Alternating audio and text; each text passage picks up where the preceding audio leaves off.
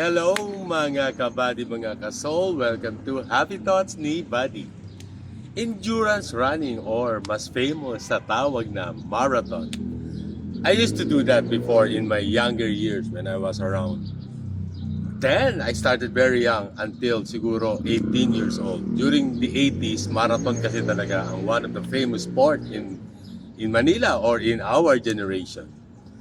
I love doing it because of the discipline. Because, if you want to run a marathon, you don't need to run 10K agad, 20 agad, or the full marathon, the 42.195 kilometers. You need to pace yourself. You need to train 5K muna.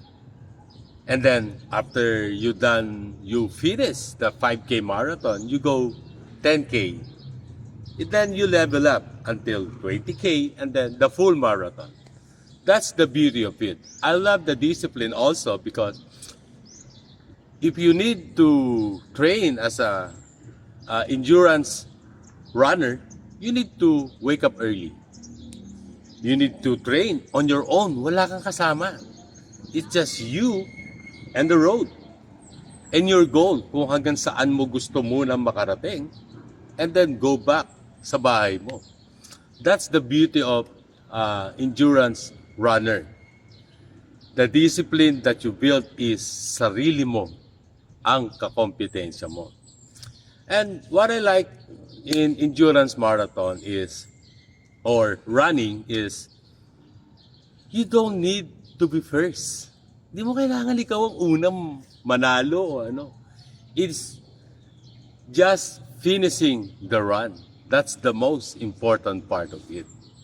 Kaya I fell in love with it, and hopefully, if there's still marathon now, I want to go back. I want to do it again at my age. Mukhang kaya ko pa. And if I will going to connect it in life, lalo sa spiritual life natin,